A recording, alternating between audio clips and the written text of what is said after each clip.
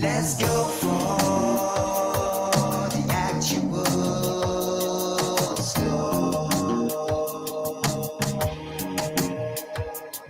Europa natural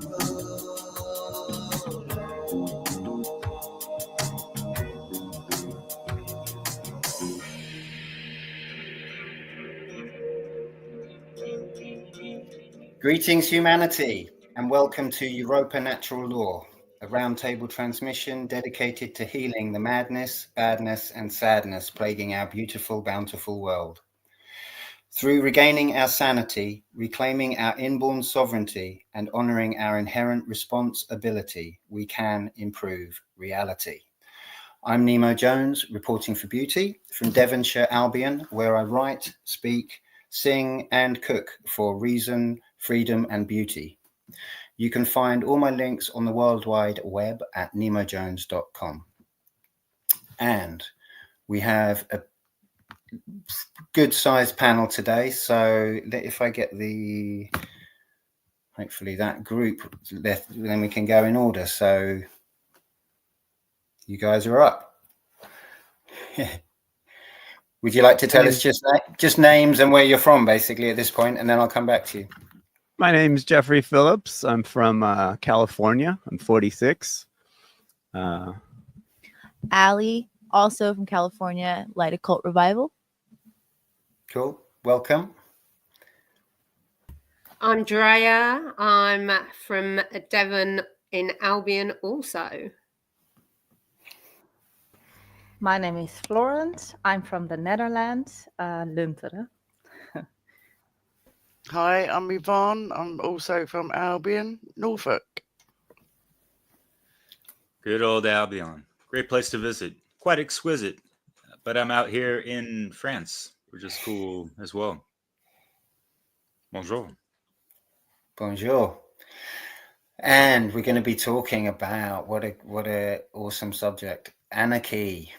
So I'm really looking forward to this. But before we get stuck into that, let's just welcome Jeffrey and Ali. And the question I like to ask people is like how you came to be in this world of natural law, like the history, what the thread was that brought you to this kind of movement, as it were, or this calling. In 2008, I was radicalized by a guy named Ron Paul, who ran for president in the United States. And in 2012, I ended up doing a lot of grassroots activism for him. And during that time, I was introduced to Mark Passio.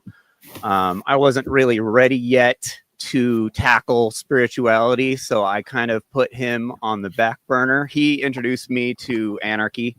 I was a minarchist libertarian basically before, and Mark helped open my eyes to anarchism. And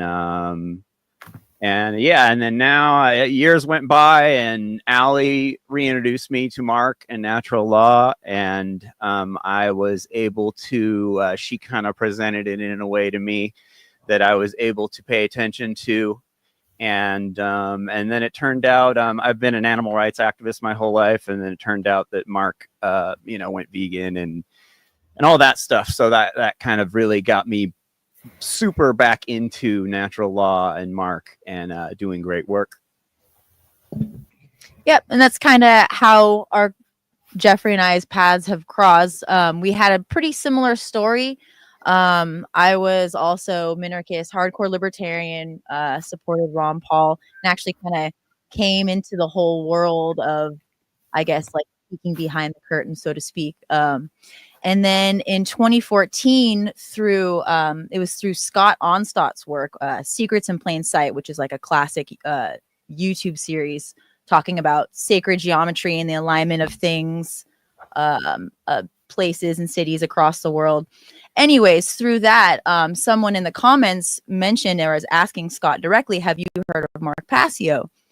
And so I just started watching links, and then also was pretty much came to find through him that I was an anarchist and found natural law. And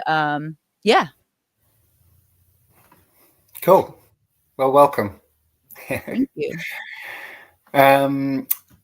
So it's the base, one of the most, I mean, it always seems to be a subject every time where I'm like, this is so fundamental, the subject. I know I've said that before, but yes, the subject of anarchy. And so I'm just going to do a little introduction. Obviously, the thing about anarchy that needs to be said really again and again and again is that there's two definitions, really. There's the original actual meaning, hey cat, the original etymological actual meaning of the word, which is without ruler. And then there is the later sort of, I would say, complete bastardization of the word and kind of interpretation of the word, which has become wielded as a weapon against the true value of the word. So, oh, sorry, I'll swap to me while I'm talking. Guys. It's okay. And yeah, so that's a fundamental thing that is just so central to me. It's a key. It's a huge key to look at that and to really contemplate that, what's happened with that word. You know, because obviously everyone's familiar with the second definition, the secondary definition. Oh, it means chaos. It means disorder. And it's like the definition itself is almost like just simply that which causes you fear. You know, it's like the thing that you don't want. You don't want uncertainty. You don't want mayhem. You don't want, you know, crazy stuff happening. So it's kind of, it's like primed to give you this primal response of fear, basically, when you hear the word. And but when we look at the actual definition, what it actually means, you know, to be without ruler. You know, I've been just thinking about this with the show coming up, and I just think there's just such a simple thing here that I wanted to kind of open with, which is that we do everything we do, all the things that we do that we love doing, so, you know, a lot of the things that we do that we don't like doing, whatever, just the things of life, you know, the actions that we take all the time, interactions, societal, you know, exchanges of energy, company, you know, all of the ways that we interact as humanity are done essentially without ruler. That's the actual reality that we really inhabit and embody with our very lives. And so the idea of the arc, the ruler, you know, it really is just an idea. And, you know, it's a really bad idea. And its power is only within the mind. Because to have a, you know, a civilization, as I said, everything we love about civilization and the things that we do love about humanity, which is a lot, you know, is nothing to do with a ruler. There's no one needs to rule any of that, you know, and that's our actual experience. So I just wanted to sort of open with that, and then I'll open it up to whoever wants to jump in, basically.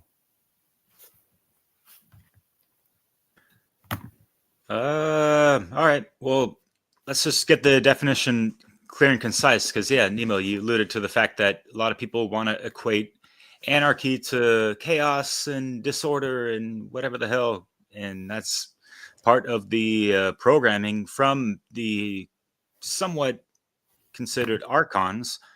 Although, you know, like, well, let's break down the word real quick. You know, archon, anarchy, an suffix for without, an archon meaning ruler, in the sense of ruling over subjects, as if they are, you know, they're slaves, or you know, which is not in accord to natural law, because if we're going to be taking it to real freedom, that has to exist under the conditions where people are aligned and living within the premises of natural law, meaning understanding objective morality and not infringing and causing harm upon other individual lives. So that extends as well to the animal realm, if we're going to be completely honest and 100% with this. So someone who is a sovereign being, who is without archons above them or within them and all this stuff, who are the archons exactly, and who is controlling your thought? And you could take it to Thoth, which means thought in the occult realm. And if you are not the master of your mind, your thoughts, then someone else is. And that's just how, take it to the word government of mind control, gubernare, and mens mente, and all these things, to govern, to control the mind. So there's a lot of things to consider with anarchy that are not discussed in like the more commonplace discussions of the word, and when this term is brought up, because they have just a really surface level idea of what it is. And normally it's under the premise of like anarchy is like like people running around trying to cause chaos, and like the Antifa Quifa folks and whatever the hell, and not really understanding that it's just more or less people trying to not be under any kind of rulership and just live in peace, and voila, kind of. I like to take it to the Shire, folks out there in Devonshire and all that, or wherever, thinking about the Tolkien lore and that kind of stuff. Just imagine living in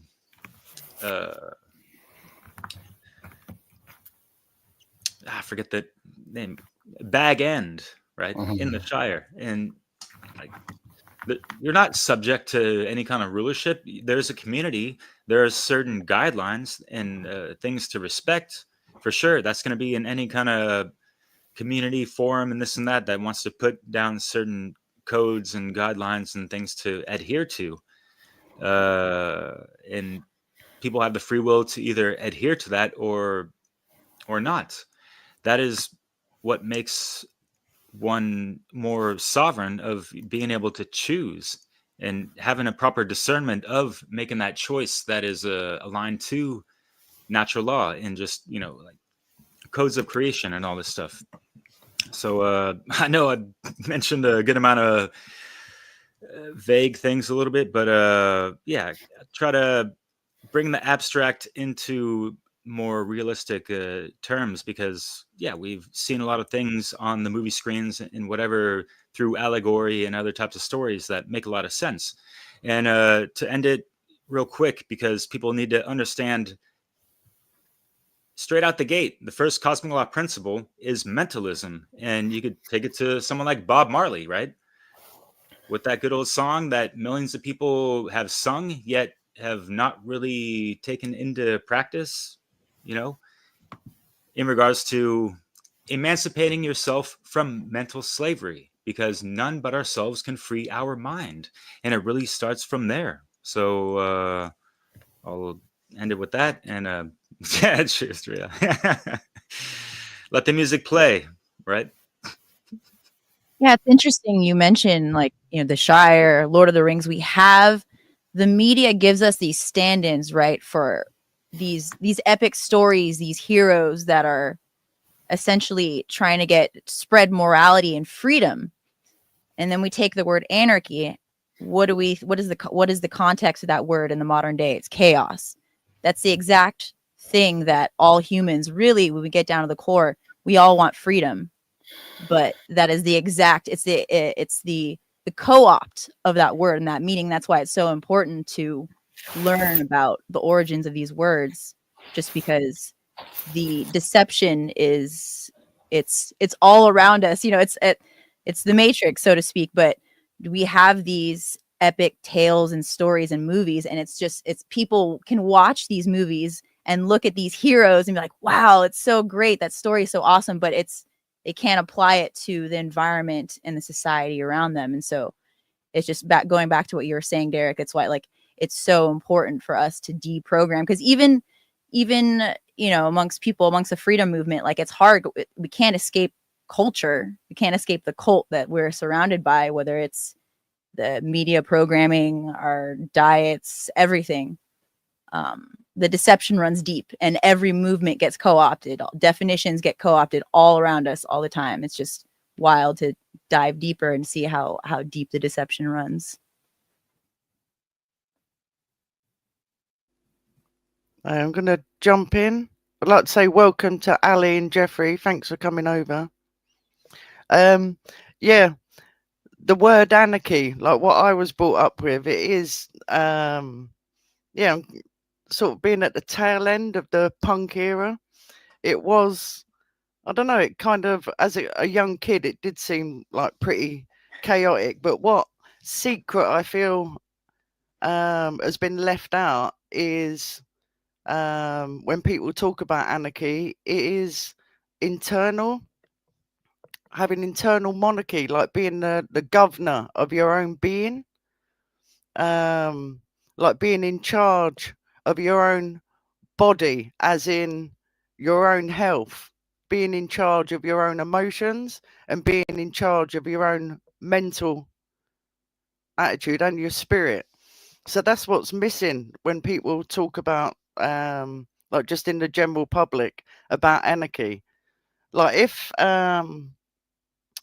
with that bit missing, if people haven't taken on board and taken ownership of all those things that I've just mentioned, then it will be fucking chaos, because people have not actually taken on board that responsibility in the first place. So we probably would see chaos around us. So hence why it is really important that people learn to, be their only authority within first. But can I? Sorry, Jay, I'll come to you in a sec. I just wanted to say I feel like this is chaos. This is moral chaos. No, absolutely. Do you know what I mean? So, yeah, Yeah. I think agreed. Yeah, Drea. Well, when psychopathy has been normalized and psychopathy has been glorified almost, it's like our leaders are mentalists. They are psychopaths, and they are interested in, I'm going to lose my thread. We've got psychopaths leading us at the moment. The government is unfit, and we need to stop acquiescing to their demands. And I've had enough of it, which is why I'm here. I had enough of it when I was 15, and that was a long time ago. So anarchy for me is a word I first heard when I was probably about, well, actually, what it was, I went to Spain when I was a kid, and I kept seeing A.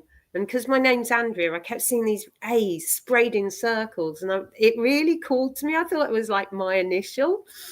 And I was like, oh, yeah, what's that? What's that? And then when I found out, I was like, okay.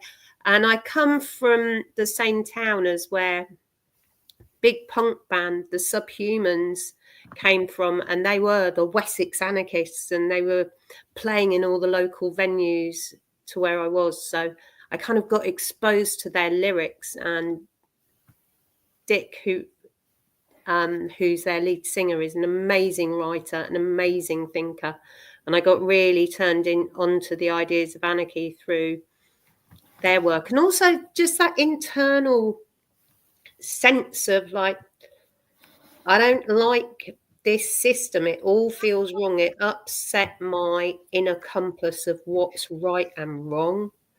I think I was blessed with having a pretty strong moral compass. I knew if I'd done something that was wrong. I knew, I just knew. And so, yeah, anarchy for me has been like you said, Derek, it's a mental state.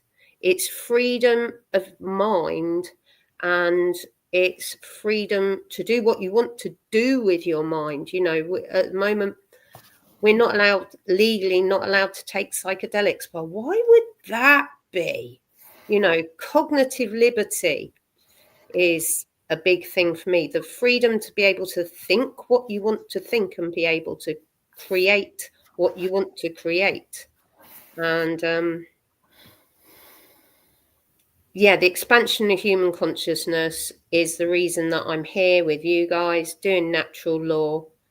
I want to live in a brighter, nicer world. I want to part, you know, I see myself as a caretaker here. You know, how do I pass on a better world?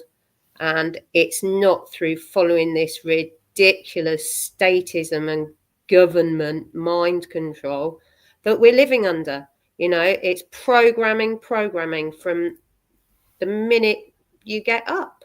You know, go to school, get programmed, watch the programs on TV. Anyway, I'll stop now. Someone else can have a go. I might come back in a minute. I would like to add something. Yes, well, I've been studying this subject especially from my own personal experience at the moment. It was Mark who taught me about well, the natural law expressions and how duality within creates well, control without. So it all comes down to this universal laws. And when I look at myself, I think, because I was listening to you guys and I thought, because for a long time I was thinking in, you know, like perpetrator victim themes. But at this moment I'm struggling a bit because of course we are in this world which is under control and we are subject to mind control. But if the outside world is a mirror of our inside world, then which came first? Was it the chicken or the egg, you know? So when there's no control on the inside and we have all these beings who are divided within, of course there has to be some form of control and it will come from the outside. I'm not saying that it's good, but it starts within. When there's a unity consciousness within us as beings, then there's no need for control. And then we're also aligned to these natural laws, because I think the duality within comes from not accepting reality as it is, or not accepting life for what it is. I watch Stargate and I like it very much. And there are wraith in there. They're like this vampire beings. And one of them says in one show, defiance tastes like life itself.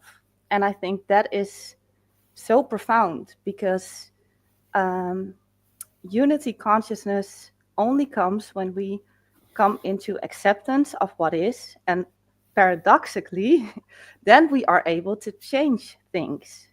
So everything is such a big paradox. Yeah. So it's all about the self with the capital S, because the self is the essence within, and that is aligned to natural law, that is aligned to nature. And we as human beings are so far away from nature at the moment, and we are so hungry for control and power. I mean, in the Netherlands, they are giving cows vaccines because they fart too much. You know, how crazy is this, and how can someone believe this? So there is so much wrong with our minds, and we as human beings are very sick, I guess. But yeah, what I also wanted to say is that nature, to be commanded, have to be obeyed. So it's about becoming humble as human beings, and yeah, coming to know what are our rights. And I think if we look at nature, that is the cosmic mirror. The society we made, that is the adversary. That doesn't show us anything about ourselves or about our nature. Or so yeah, for me, this is because I've been far away from myself, and well, I've been a people pleaser, so I haven't had very much control over myself. So this subject is for me, very profound, and I really try to understand it psychologically. So that is the basis. So going back to going back to what Nemo was talking about earlier, where like government being not government, but anarchy being in their mind. You know, like most people are very like a lot of been in the freedom movement a long time, long enough to have been a faker for a long time, and to come out of it and to look back and recognize that, you know, like I was talking about, you know, being exposed to Mark Passio in 2011 and like getting it, but like not really getting it and not really taking it serious and just wanting to socialize and just like make videos and kind of just like be someone in the movement. But without really any serious purpose outside of, oh, just we need to get rid of this government because the government sucks, you know, and like, you know, everyone, all us truthers are perfect, you know, all us truthers, all us guys in the freedom movement, all of us, we're all perfect, and the government's the problem, and you know, outward pointing all day long, and you know, it takes a lot of shadow work to unlearn the toxic shit the powers that be spent, you know, decades drilling into our heads. And a lot of people, you know, the majority of the people, especially in the freedom movement, are still in the statist mindset. They've not headed their life in a direction of agorism. Agorism is the fine art of eliminating government out of your life and taking material support away from the state. Taxation, you know, like stop. You know, once you realize what they're doing with that money, you have to take away. You can't just bend over and take it like everyone else does. You got to set your life in a different direction of doing less harm and getting away from the satanic cities and the satanic system that we've grown up in. The materialism really steals a lot of freedom from a lot of people. It's wild how much, you know, people will just give their entire lives away to have a new car every 3 years.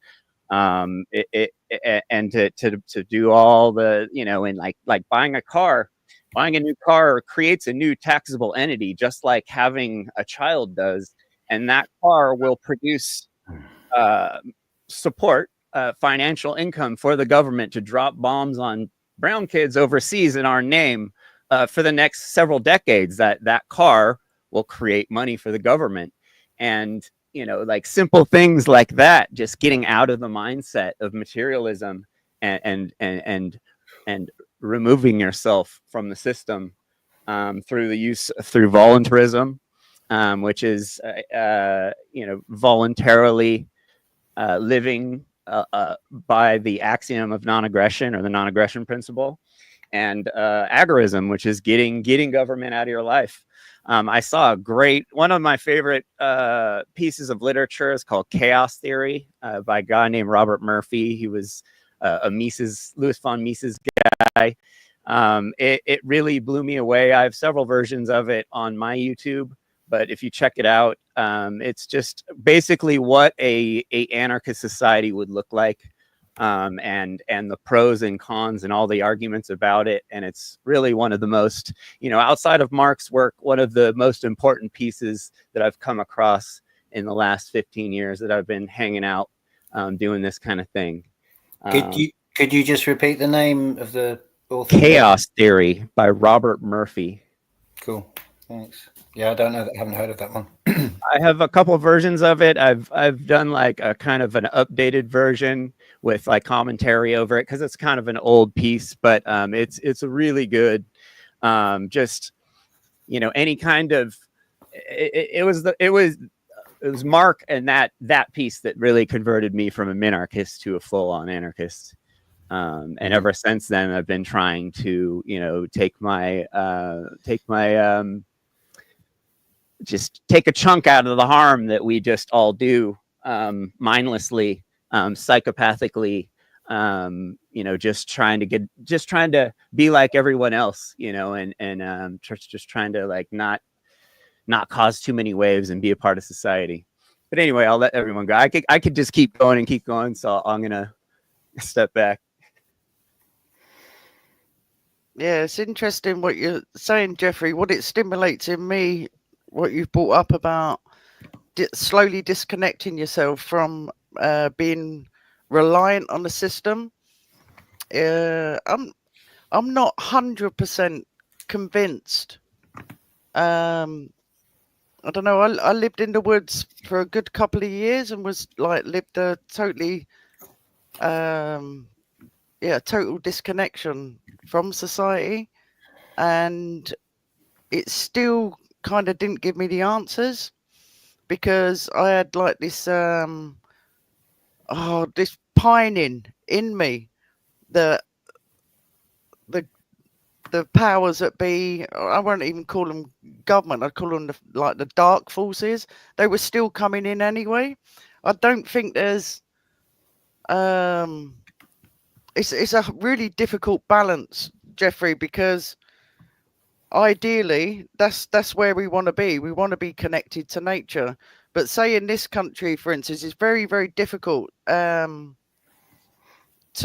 live off the land, because the government is still coming in anyway. They're making it very difficult for people to live like that. There's land grabbing going on. There's USCA's coming in and taking over. I do genuinely feel that the only answer and the only way we're gonna all experience anarchy is through the teaching of natural law. I think that is the only way, and it has to be happening en masse. Otherwise, I don't know. I just feel, even though I feel pretty free within myself because of the work that I've done on myself, I'm still very consciously aware that the fucking darkness or whatever is still coming in. There's no escaping it. That's what I'm trying to say. Just wanted to get that point across, that there is no escaping it. I feel for you. Live in the UK, right? Yeah. Oh, that's a open air prison, man. I Tell me can't. about it. I could not imagine. I mean, I live in California, which is pretty bad, but it's nowhere near. You're in a much different situation than I am. So it's easy for me. California is huge. Yeah, you know, you've got big we have, space. Yeah. and even like Los Angeles is so big that it's kind of anarchy land, because there's not enough state to watch everyone. But we have you can drive in any direction in California and be in the wilderness, in the desert, in the mountains. It's very different than being on an island. So that you do have the option of leaving there, but it is a big sacrifice and step. So I do feel for you being there, because it's a rough place. I've contemplated it, Jeffrey, leaving many times, but I won't move. I'm so fucking stubborn. I won't move, because I feel as though I'll go back to the internal monarchy. Like, I don't have no fear. Yeah. So whatever happens to me externally, I'm not moving. I'm not. Yeah, but that's I do good. appreciate what you're saying. I'd love to go to America, just Oh, to don't come here. experience that open space, and the open stars at night. I would love it. Oh yeah, no, it's beautiful to visit for sure. Yeah.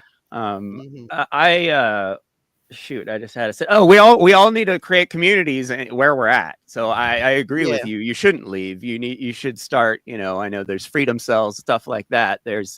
You should definitely, because that's anarchy. Starting your own community, supporting that community. That's kind of like, for us guys, that's what it means to be a man. You take care of yourself, then you start taking care of everyone around you. It's kind of the same idea. It's really hard in the cities, but it can be done. But it's tough. It's definitely tough. And like, we live in a really small town now, and I lived in Central America for a long time in just the tiniest little fishing village, and it really opens your eyes to, you know, like what you can do in a small community, but everyone can have that small community in their giant city. It's just a lot harder. And it's tough, but you know, I definitely agree that you should stay where you're from and you should try and make that place a better place. I agree with that. And I remember when a lot of my friends were leaving the country after poll tax riots back in the 80s and moving out to make intentional communities in other countries. They were like, oh, come. I was like, oh, I don't know. There's something that draws me to this land, you know, that draws me to this land that I was born on. And I want to, everywhere I've gone, I've tried to make community. It's like community for me is a word, is common unity. You know, what is it that binds us together? And I think when you're building a community, you need to have that common unity of what binds us together. But I feel like we're a bit not talking about anarchy quite as much as I'd like. So for me, anarchy is self-determination, self-organization, freedom of association, and underpinning all of that is mutual aid. You know, how we are intrinsically linked as humanity. You know, it's when one of us suffers, all of us suffer. And it's, for me, anarchism is that recognizing that interconnectedness of all beings, where we share this earth together, and none of us has a right to tell someone else what to do. You know, it like healthy people get on with their own thing, they mind their own business, you know, because they, if left alone, people will just create. They'll create gardens, they'll create families, they'll create friendships, and their community will thrive and grow. It's only when other people want to create a system of control and coercion through taxes. It's like, so our kids get sent to school so they can get a job, and they get trained in loads of things that they're maybe not interested in, and have this broad education, when in actual fact, if left to their own devices, kids will do what interests them and follow those interests. I'm a big fan of interest-led learning. You know, like, what does that kid want to do? What's that kid's interest?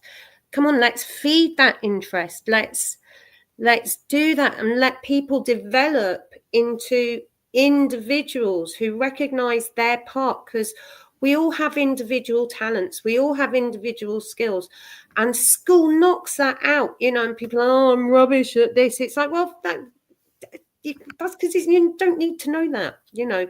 I'm a big one for following your passion, follow your interests, and mind your own bloody business. And by that, I mean, like, literally, mind your business. Get on with what is your business and engage when people say, can you help me?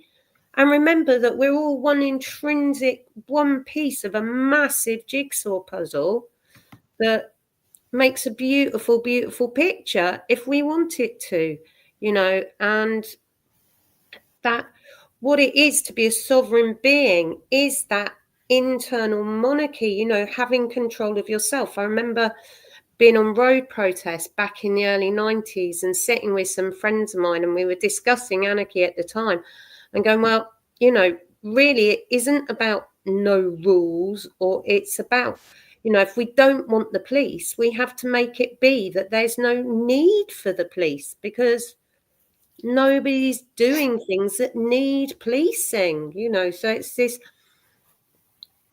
thing around freedom and morality that really needs to be looked at. And currently, the word morality sort of has connotations of church and sort of, I don't know. I'd like to do a vox pop, actually. What does morality? Hey, what does morality mean to you? Hey, and go and see what people have got to say, you know, because as we know sitting here, that the level of morality is directly related to the level of freedom we can experience. In the meantime, how are we going to get... We've just got to do us, haven't we? And all we can do is lead by example and make our way of life and our way of being really attractive and something that other people want, and go, I want to live a life like that. I don't want to live a life like this. You know, we're constantly being told by the advertisers, oh, you're not good enough because you haven't got that car. Oh, you know, this whole concept of aspirational. And I'm like, huh? What, like, oh, I haven't got enough, I've got to get more. Oh, the robbers are going to come. We better get a camera. We better get an Amazon camera that spies on you. And do you know what? They've even, those Amazon cameras, they've actually even used them to, the police have used them to gather evidence. It's like, trust, faith, love. Yeah. Let's review a couple of things you mentioned, because it's been on my mind quite fresh in regards to, yeah, piecing the puzzles together. People have a certain set of pieces to this jigsaw puzzle of this clusterfuck of unconscious, subconscious, you know, the Gordy knot of entangled, you know, shit that we're in, right? In regards to slavery and all these things, and chaos and disorder, and how they're trying to, you know, bring about a new world order or new world odor through chaos. Because yeah, it stinks like shit, and it's like, you know, same shit, different smell, and whatever the hell that they're bringing up with, you know, people they're trying to post up on, you know, these mantles for others to vote for and worship and all that stuff. But yeah, so people need a specific guidance as well, as far as, you know, like just going about willy-nilly and stuff. Yeah, they hijacked education and stuff, and we have to raise the seeds with proper codes of conduct and consciousness, right? And what yeah, what you mentioned is a good thing to bring up in regards to school, Andrea. People are conditioned at a very early age to respect these, you know, authority figures, right? And then it's like it goes from, you know, the parents, which is pretty legitimate for the most part, and you gotta obviously discern and distinguish between conscious parents and unconscious parents and all this stuff, right? Because unconscious parents were just, you know, going through this negative feedback loop of, you know, rinse, wash, and repeat of, you know, what they've been conditioned to, and kind of going over that cycle, right? And for the young people to kind of break these cycles, recognize the false figures of authority from a very early age, whether it be through your parents that are, you know, immoral, whether it be through the teachers that are acting immoral. And then you're going to see, you know, that, you know, like the news, northeast, west, south, right? News, you know, goes around all throughout in propagandic ways and all this stuff. And then they'll realize that, yeah, like these puppets in office that people are voting for, these false figures of authority, they're not in alignment to natural law. And so for people to really embody that internal monarchy, right? Mono, one, archon being like the ruler of. So you're going to be the ruler of your own self. It doesn't mean like, oh, look at me, I'm a human vessel with, you know, 3 trillion cells, like do as I command, abracadabra, mother lovers, whatever, right? Are people actually acting in accordance to the real thrice great, that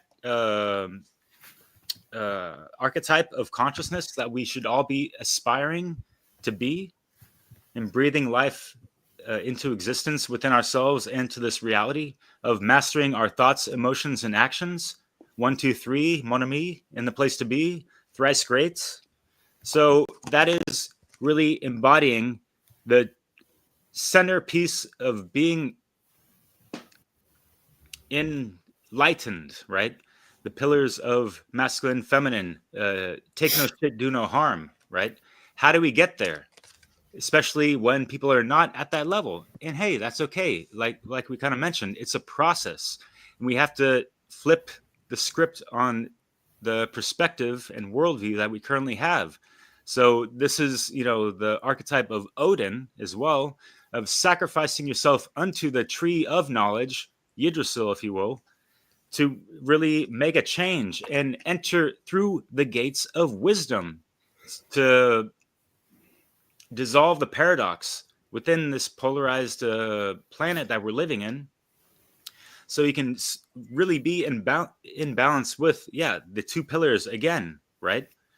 Because you have to enter through these gates of wisdom before you can really be a true mage on the stage, to wield these elements, to be the true quintessential being, to be that proper expression of a sovereign being in this reality, right? So that's just a little tarot tour of things in relation to being a proper spiritual anarchist, and ridding yourself from all types of archonic entities, from the exterior to the interior, right? We have to understand the law of correspondence in regards to the gut-brain connection as well, because what are people consuming in regards to like GMOs and other products that contain parasites? We have to purge ourselves from these parasites to really be a pure, proper vessel in alignment of natural law. And where do you find a lot of parasites in? Fucking like pork and fish and that kind of stuff, right? So things to consider. And again, it's a process for people to take steps towards being in that anarchistic mind state of wanting to do better and achieve that on a daily basis type of thing. I like to call it a daily operation, trying to untangle yourself from this Gordian knot. And you got to whip out that Excalibur and cut the cords of some of this shit, right? So there's a stark difference between an anarchist and an antichrist, right? So little wordplay on that. Nemo, pass to you because I haven't heard from you in a minute, brother. Yeah, I wanted to jump in. There's a few things. One is like the actual meaning of, it's the word anarchist. So really, I think it's just important. It's kind of etymological detail, but for me, what I'd like to call myself is actually an anarch, which is just someone without a ruler. Because the E, and especially the ist, the ism, turning something into an ism, I don't think is ever actually very clever. And if you look into the etymology of that ism, that formulation, it's kind of dodgy. I think it's like it seems to be about turning something into a system, and also placing it at the center of everything, making it be the one thing that's important. And I think so. I'd kind of like going off like the concept of anarchism, but I'd like to consider myself an anarch because I don't have a ruler, an external ruler. So that's just a little kind of side note. But I think I really wanted to get into like why talk about this, because obviously we talked behind the scenes about the possibility of having someone doing like playing devil's advocate on the show, and this would have been quite a good one to do that, actually, because of course there's all the arguments, but who would build the roads, blah blah blah, all of these kind of things that we're used to. But in a way, I think to kind of maybe sidestep that discussion, it's I just wanted to address why I want to talk about anarchism or anarchy, a world of anarchs, and it's because I want heaven on earth, and that is anarchy. The two are the same, or universal enlightenment is another way of thinking about it. That's what they all mean, the same thing. And so talking about anarchy for me is just, it is academic in a sense in the age we're in, because we're in this totally deluded, insane time when people are in just layers and layers and layers of deeply held delusions and obfuscations and misconceptions and, you know, beliefs that they've picked up wherever that make them feel comfortable, and that they attach their ego, you know, their sense of safety in themselves too. So you can't challenge their belief with facts because blah blah, you know, all of this stuff. It's like we're in such a mess of ideas that we're nowhere near. And that's not to say that it couldn't shift very quickly. I do believe that there is the potential of that, but in terms of actual spiritual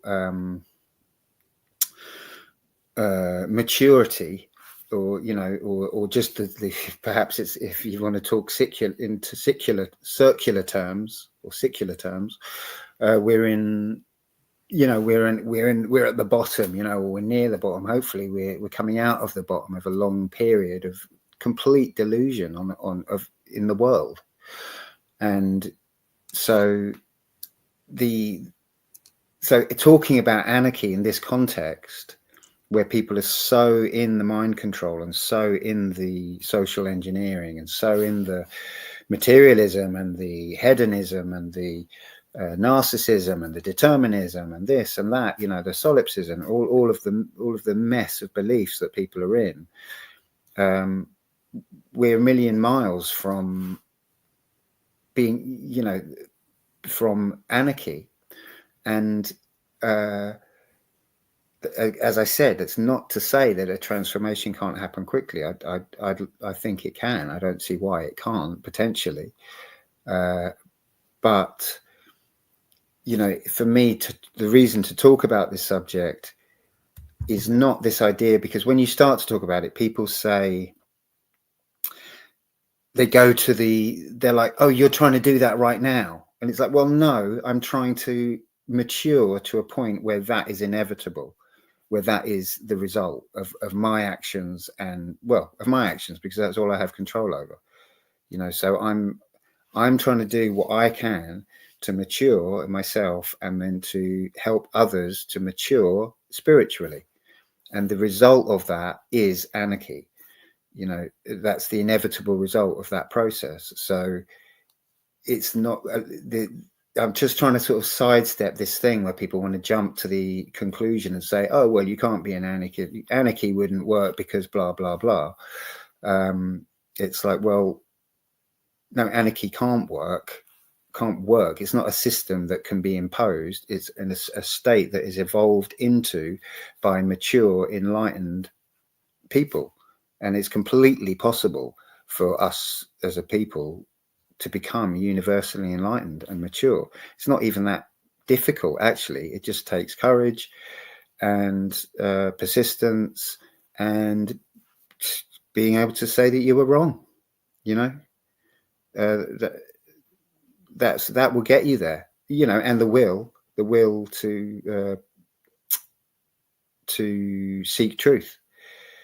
You know, so anyway, yeah, that's a little piece I want to say. It takes a lot of shadow work to become ungovernable. On my podcast, I interview lots of vegan YouTubers, and they usually end up being liberal. And it's really shocking to see how distracted these amazing activists are by the other party, you know. A lot of people, it's shocking to see people, you know, smart people believe in something and represent something that they don't actually believe in just to fit their party. A lot of, and I think, like, right now, the truth movement's probably bigger than it ever has. The freedom movement, it's bigger than it's ever been. But people are still in the statist mindset, and you know, they just don't represent. You know, they're fanarchists. They're fans of the idea of anarchy, but they don't, do it in their daily life. They aren't heading their life in a direction that removes themselves from the problem. And, you also have to do activism while you remove yourself from the problem. You also have to do activism to enlighten others. And, it's just a lot of people just get stuck pointing the finger at government and complaining about government when the biggest problem is, the man in the mirror. Yeah. A lot of people got to step out of the two-party paradigm. That's like a big thing, and like completely out, because it's all a distraction. The political system in all our countries is a distraction from the fact that we don't have any choice about anything whatsoever. So, spending any energy on it when you could be spending energy, for the truth. It kind of, I see a lot of fanarchists get caught up on government and politics and politicians and stuff, even though when they claim to know that it's all bogus, they still get caught up in it. But that's about it. Yeah, when you say so, Jeffrey, I was thinking to become, to have internal anarchy is also maybe, how do you say it? Sorry, my English is not always so good, but a lot of people have fear and they look for parents or authoritative figures to guide or lead them. So it comes with self-responsibility in every point of life. So that's huge. That's a big responsibility. And the question is, are people willing to take this responsibility? And when it comes to external anarchy, it can only come from the expression of love. That made me think of what you just said, Nemo, that you want heaven on earth. And Jesus was also an anarchist. And he said that the law is God. So then we come back to that. But I was thinking what I want to say. Sorry, I have to come to the point that I want to make. But what I wanted to say, that maybe it's not only the mind, but people are in so much fear.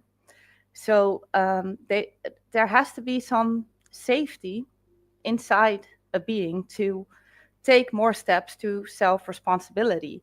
And that's what I liked about what you said, Tria, about creating communities and leading by example, because a lot of people can't imagine a world without rulers, because their imagination is so stifled.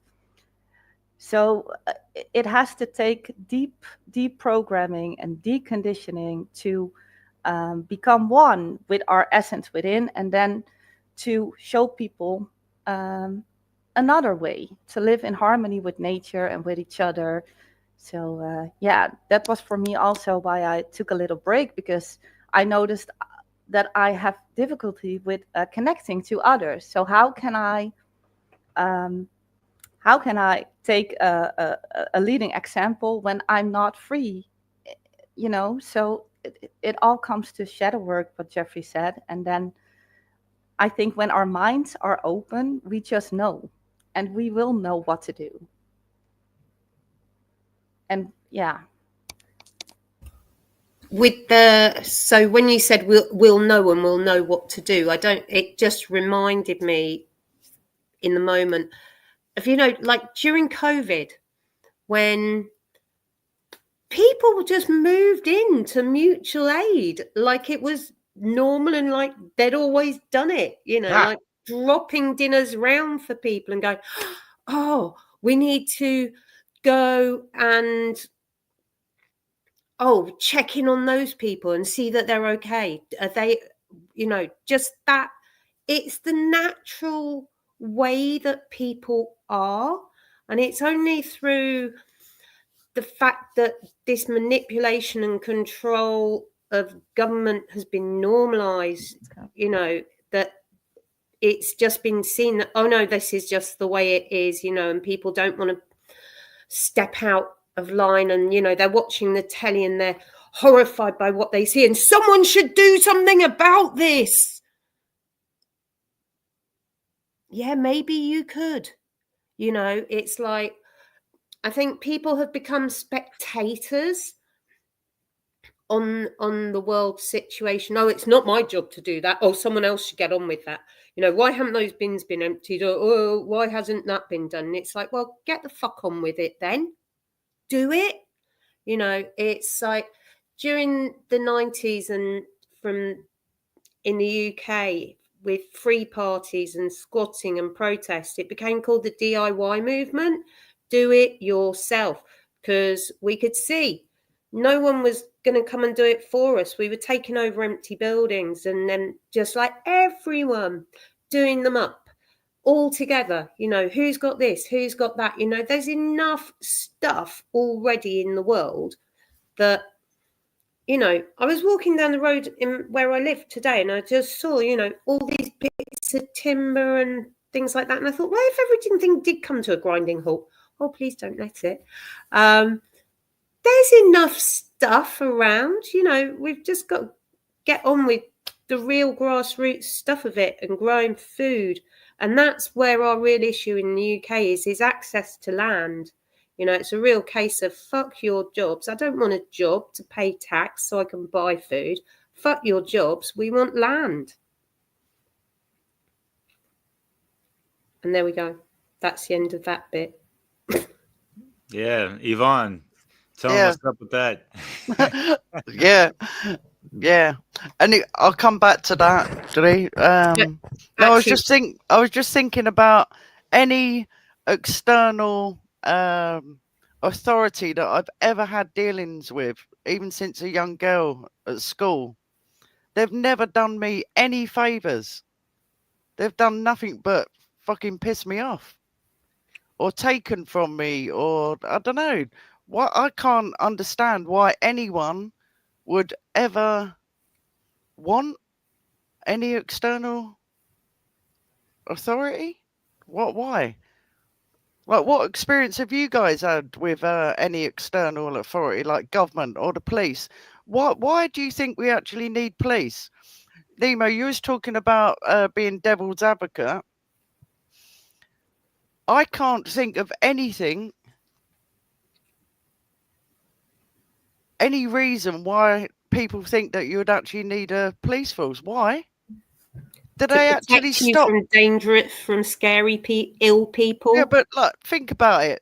Do they ever stop crime? Ever? No, they're only there to make money out of the crime. They don't ever stop crime. I think government is it's a stand-in for that need for community. So that's another total co-opt of that, essentially humans wanting freedom, wanting connection, wanting a community that can sustain itself and take care of itself. That's our natural form, so to speak. But government is that stand-in that, you know, that we have. It's not just a fear of, okay, who's going to take care of us? Is it going to be big daddy government or big mommy government? It's an actual true need of humans to be able to work together in order to improve conditions for ourselves and all the beings around us. So that's part of the reason why agorism is so important to look into, and counter economics, and just the whole idea of the free market and voluntary exchange. Again, that's another one that's kind of co-opted. We think of free market, we think of super like people into like crypto and finance, but and money and currencies. And again, total co-opt. True currency is time, attention, and how we express love and connection with other human beings. It's through organic processes. It's through the free market. It's not through this external top-down hierarchy of control. But I think Yvonne, going back to your question, I think that's a big thing for people, is just that it is a stand-in for the community that's just not there and present in society. Whether you're in a big city or off the grid, again, I think that's like a balance, right? Like, we don't have to be off grid and just live off the land. While it's for some people that might be great, and just it's not necessary. We have to make anarchy at home, so to speak, and influence the communities around us and make it attractive for people, make the state's options just not really look that great. Because yeah, look at cops, the military. Like, most people on the street you talk to, if you were to show them, okay, like the reality of a cop doing their job and enforcing immoral laws, most people are going to be like, yeah, that's not, I don't agree with that. I don't support that. So again, it's just that getting back to that organic connection and giving people options and living by example so they can move towards that, not necessarily, you know, being in their face, being like, ah, screw the government. Well, that works for some people. There needs to be that support, that community support. In a tight community, the level heads of that community will find far better ways of dealing with the rare bad actor than government ever can. Government guarantees bad actors by employing police officers to walk around and steal money from people, like Yvonne was saying. So like Ali said, the government tries to be community, but they're spending the least amount of money and time on the most amount of people, and that's kind of where the inherent problem with government comes. They're trying to do too much. That it's quite utopian. People say anarchy is utopian, but government being successful is utopian. Yeah, I love. I think it's so important, that aspect, the psychological aspect of the parental role. You know, and we've talked before about the right wing and the left wing. You know, appealing to the masculine and the feminine, and the, you know, fulfilling the role of the mother and father. And it's you know, there's no mistake. Obviously, that's all very, very considered. And I think I just wanted to kind of restate it, because I feel like it's something that I think many people miss. You know, we're so used to the rhetoric of government.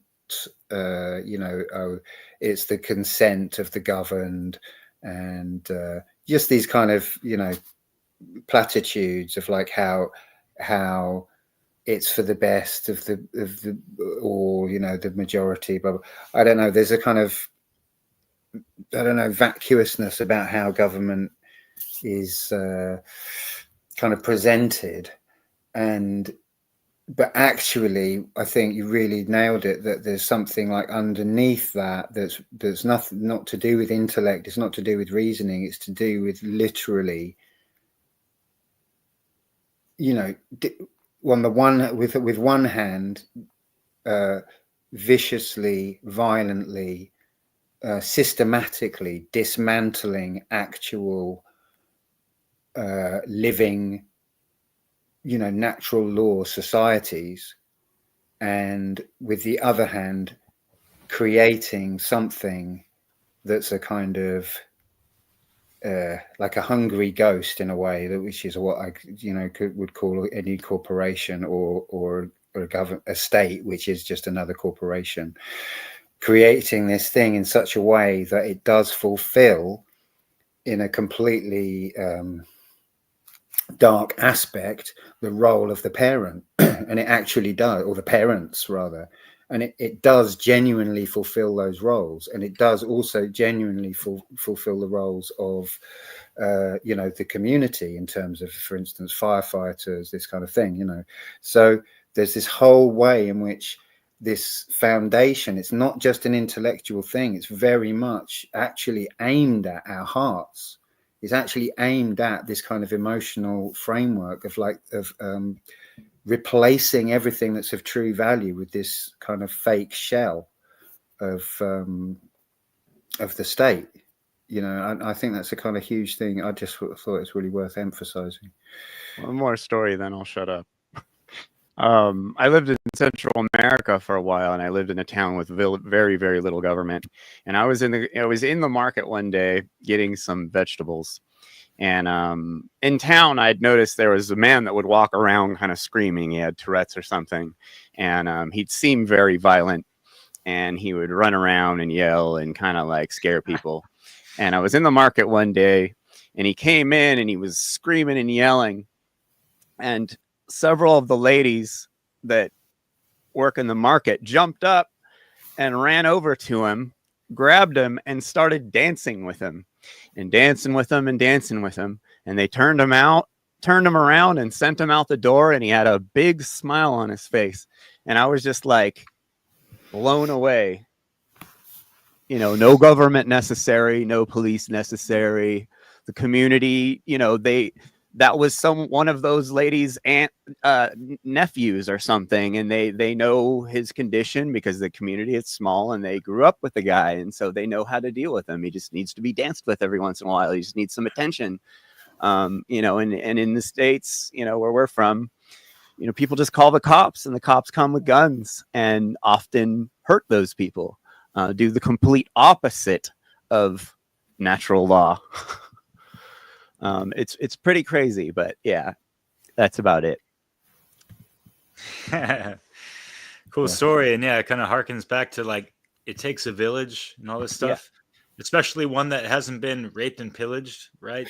And you know, that has, you know, integral families that have been able to purge this, you know, generational trauma cycle that I was kind of alluding to and all this stuff, and like getting back to conscious parents, because conscious parents would be raising their seeds or their babies and children to not respect these false figures of authority, to have proper authority within themselves. They are the authors of their own life. They're gonna, every individual on this planet is the author of their own book of life.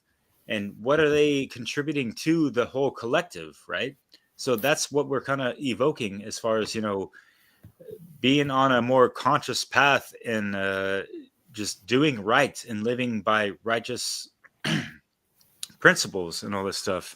And yeah, you could kind of see it as, you know, things you might catch in movies with like the Jedi in Star Wars going against the Sith and all this stuff. Yet, you know, you see them kind of acquiescing to, you know, like, oh, we got to protect the senator and all this stuff, and then having a blind eye to the Sith Lord. That, you know, so there's things to consider in regards to the trickster. And that's kind of why I alluded to the magician card, because this is at a place. It's supposed to come after one enters through the gates of wisdom, which is the high priestess, and all these things, to really get that balanced masculine, feminine aligned to natural law with that unity consciousness, which is what, you know, Florence Flora, you were, you know, speaking about before. Mon amour, right now. In a agape sense, you know. So yeah, it's just in conclusion, to end this part, this video on my end, of just what it is to be an anarchist or a voluntarist or an abolitionist, right? There's different terms and semantics people can throw out and align to or kind of lip service towards, yet not really living by those certain principles and codes, right? Yeah, there's the anarchist by name people, and like, oh, you're anarchap. You know, there's so many subdivisions of a specific genre of, oh, you're a freedom fighter or anarchist or blah fucking blah. Like, are you aligned to natural law? At the end of the day, you know, that's why it's like the catchphrase is so cool but pertinent to, like, hey, you got that natural law? I hear you're talking about things that correspond with that, but, you know, are you living by these things? That's what matters in the end, my friend. So yeah, and understand that the archons, to really rid yourself and be an archon and not be a ist and fall into the isms and these fucking mental schisms and whatever that Nemo was talking about, right? Yeah, like I was alluding to, purging yourself from these, you know, the mind viruses and the parasites that, you know, as above, so below, right? So there are archonic implants within us in this fallen time matrix that people need to understand as well. So activating yourself more and more and more is the way to go. And yeah. And doing the shadow work, Derek?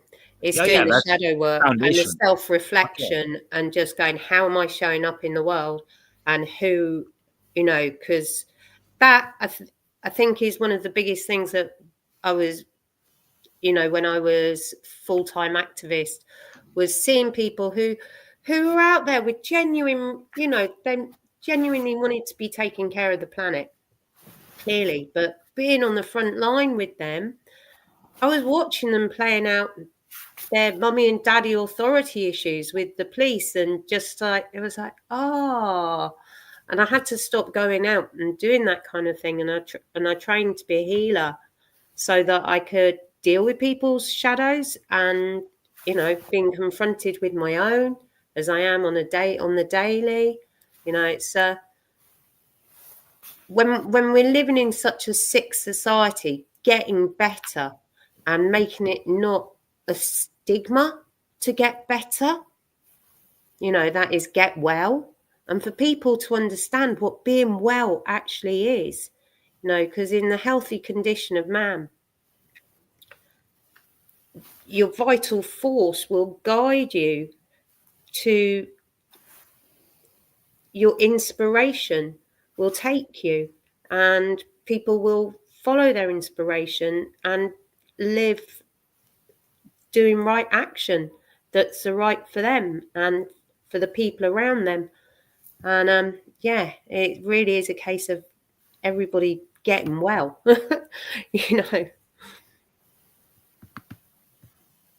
Yeah, and what I want to add, because I said then we will know what to do, but that sounds a little bit fake. But to contribute to what Derek and Drea were saying is that in objective reality, everything is interconnected, like Drea said. So it's not normal for a human being to have hatred, to be egotistic.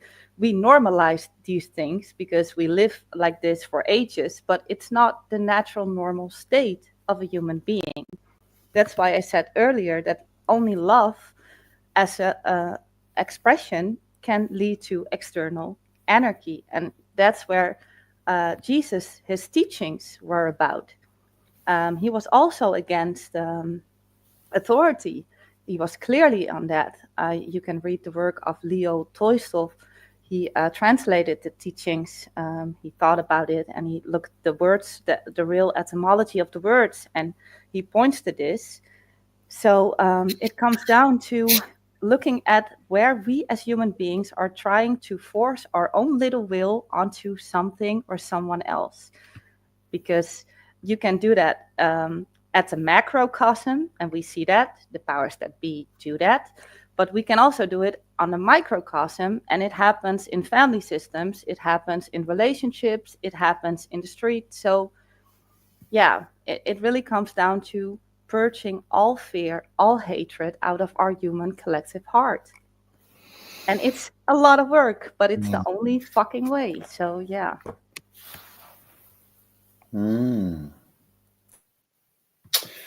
Amazing. Any kind of closing thoughts before I kind of wrap it up? Yeah, I'd like to say something. Just listening to all you guys. When I think of the word, or the idea of trying to spread the word of anarchy, there's some, I don't know if I'm not being a defeatist, I'm being a realist. I really don't, it kind of goes in line with what Florin was just saying, like trying to convince anyone else to be in that state. Like I walk out my door and I'm very consciously aware that there's not many people out where I live that would be even open to that.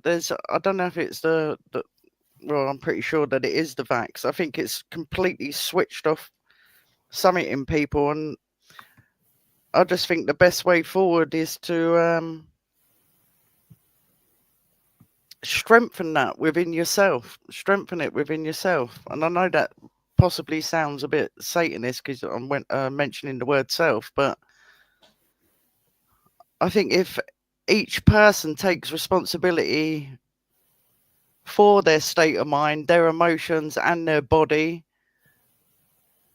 just say within this panel, that's all we can do. There's plenty of information out there for people if they want to learn about these things.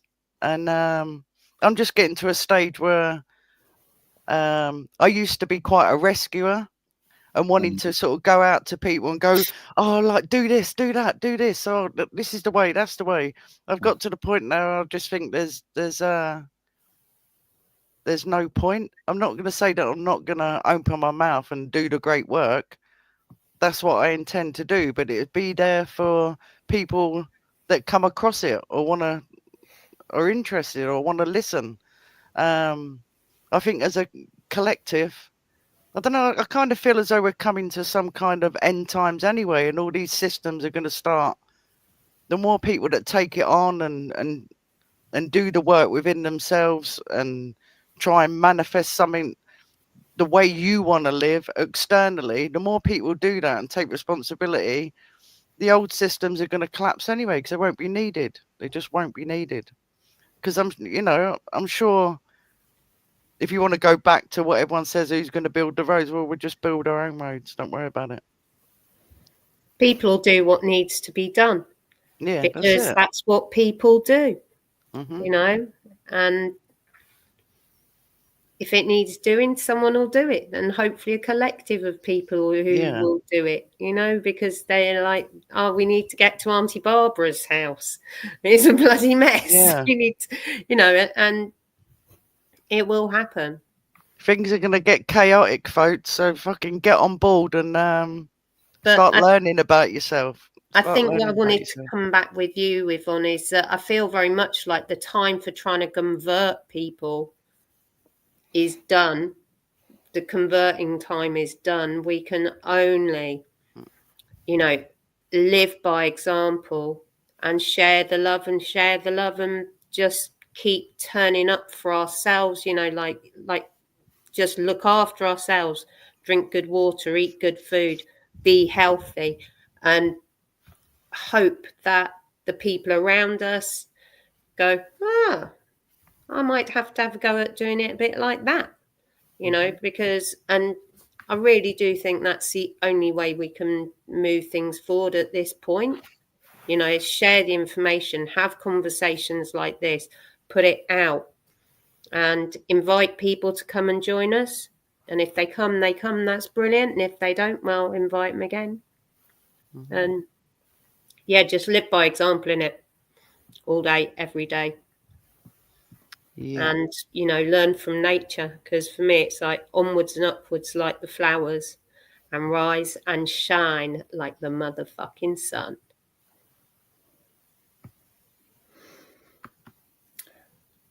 Yeah, I had a brief discussion with someone today just about it was about ethical consumerism, or ethical, buying in quotes ethical products. And I was just quite surprised to hear that they were just saying, oh, it's like, they said it's like pissing into the wind, And I said, well, isn't that what we're here to do? It's like, it's obvious the wind's blowing the wrong fucking way, but it's like, what's life if you're not making an effort? See, Drea's laughing there. Yeah. It's like, and I learned this in Buddhism as well, which, is all about natural law, actually. It's just a different kind of concept, different conceptualization of it, but make the cause. Just make the cause. Don't worry about any of the effects, the ones that are coming in from stuff in the past, or the ones that you're making, or the ones that someone else is making. You make the cause. Just make it now, make it now, make it now. Oh, you fucked up, make a good cause. Oh, you did great, make a good cause. Just constantly pursue right action and the truth. That's the warrior's way, basically. That's what we're here to do, and that's the way towards anarchy. And like it's not, it's in the, it's up to God or whatever your conception. It's up to nature, up to the way that happens and when we get there, and whether it's in our lifetimes or in 1,000 lifetimes. But making the calls is really all it comes down to in the end. Yeah, staying firm. That's what you're saying, Nima, isn't it? Like staying firm. Like we are actually living natural law anyway. Like the chaos around us is a consequence of the decisions from fucking eons ago. Our parents, grandparents. So it's just staying firm and everything that you do in life, you're consciously aware of the effect that you're having. And as you say, being the causal point.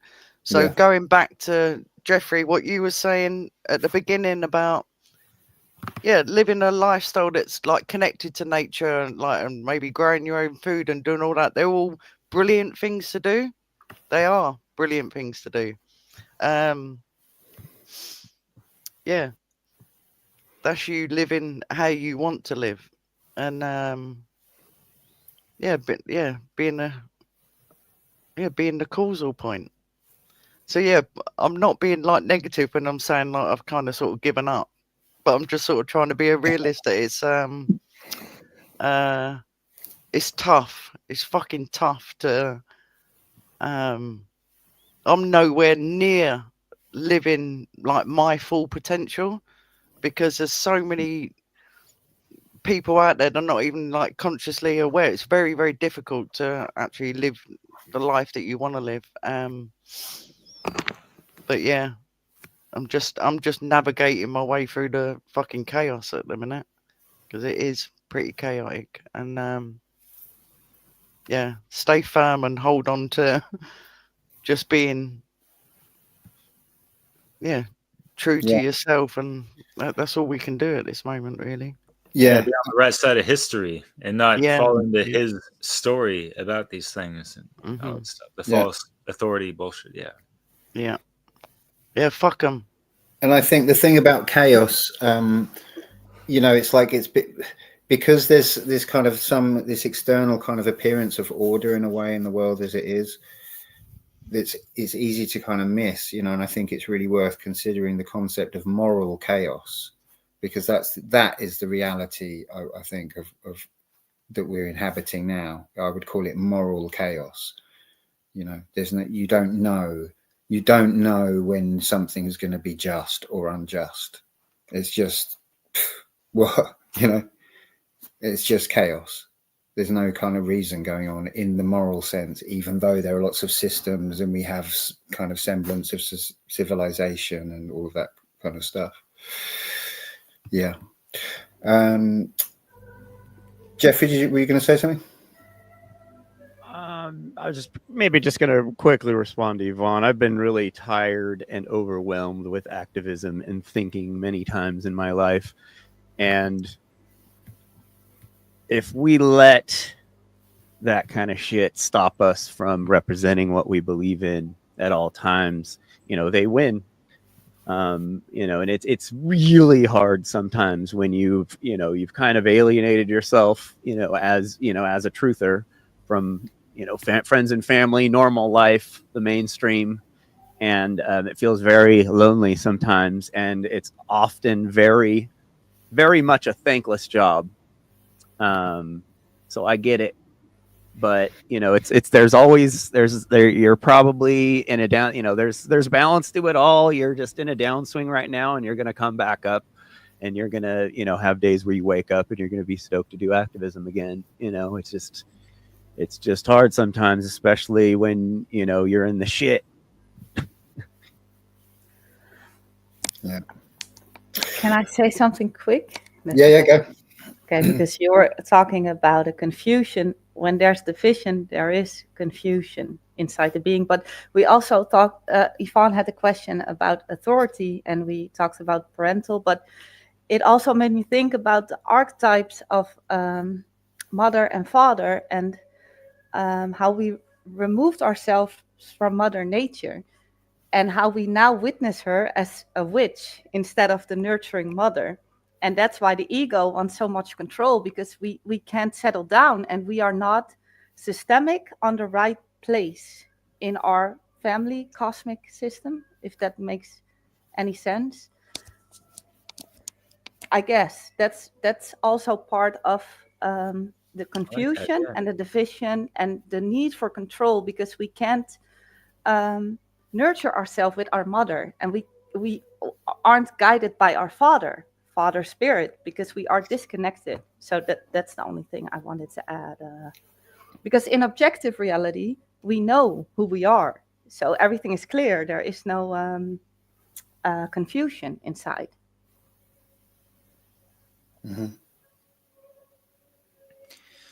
Yeah, that's a cool place to end it. And to avoid the confusion and the contusion of what that brings about in regards to chaos, in contrast to proper anarchy aligned to natural law. You know, like Mark Passio has the slides of the natural law expressions, and you have the column of, you know, being in that frequency, sound, song, vibration of agape love to natural law, or you're in that fear, confusion, chaos state that is going to lead to where we're currently enduring, unfortunately, because we all know the situation at hand with, you know, multiple hidden hands behind the scenes pulling strings, and it goes way the fuck beyond, you know, Jewish Zionist things that, you know, conspiratoids just want to spit out as if that's like the ultimate, you know, thing that's going on. Bitch, there's archons above all those motherfuckers on a 3D level, on a 11D fucking level. This is how manipulated things are in the cosmos in regards to fucking archons. And to be a proper anarchist, we need to break all these fucking seals throughout all dimensions to be a proper sovereign being, a multi-dimensional being on that shit, right? So yeah, speaking with conviction on these things that I know not even the half of, yet I aspire and am trying to evoke and inspire others listening out there to, you know, get on that level, right? Let's do this shit. Yeah, that's the thing, Derek, isn't there? Because there's it's not just what's going on this level. There's stuff going on in all different levels that I'm very consciously aware of. So that's what I'm talking about, navigating. When I walk out my front door, I'm not just facing like authority, like a policeman or all that. That's fucking low level shit. I'm talking about other stuff, what people are being infiltrated with. It's navigating your way through that, like on a spiritual level. Like I'm not, like I am, like my body is my body, my emotions, my mental and my spiritual, none of that's disconnected. So I'm very consciously aware about what's going on with people.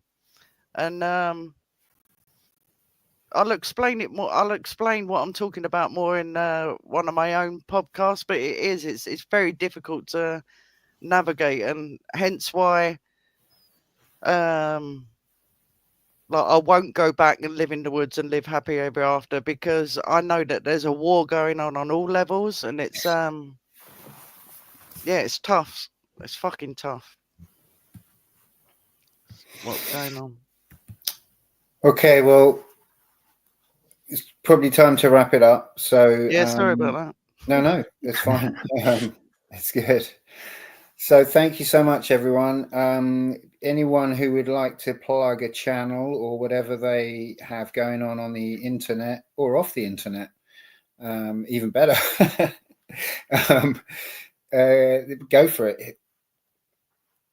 I got a weekly podcast called VGT Live on my at Jeffrey Phillips at YouTube. It's about morality, health, stuff like that, fun stuff.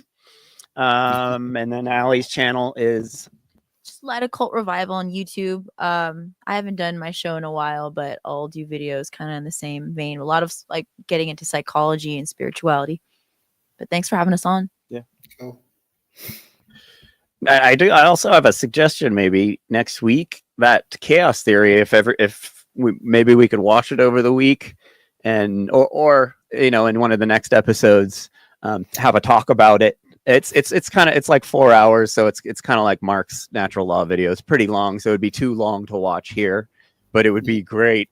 I mean, if you want all the answers to who will build the roads and stuff, I know most of us know that, but this goes really deep into it. Very interesting piece, and it would be fun to talk about it. I only know sometime. it from Jurassic Park. It's mentioned a lot there, but yeah, curious about it. Yes, it is. Different chaos theory. Different yeah. chaos theory, Right, but yeah, close. I totally know the reference though. Yeah. Like that's what I thought of too. People will look it up and be all, "What are you talking about, Jeffrey?" Cool. So anyone else to plug their stuff? Come on, awaken your mind. Yeah, Mark and Derek. All right, real quick, because if folks, I have several truth infused soundtracks to the movement with the music and all that stuff. Visions of Anarchy and the Free Society Project. Those are. It's gonna last at least 3 hours. Those two projects that I put out years ago. It's pretty cool. Touching on and hinging off of natural law principles that, yeah, good vibes, good stuff. Awesome. Cool. All right, everyone. Well, thank you so much, and thanks to all the energy in the chat.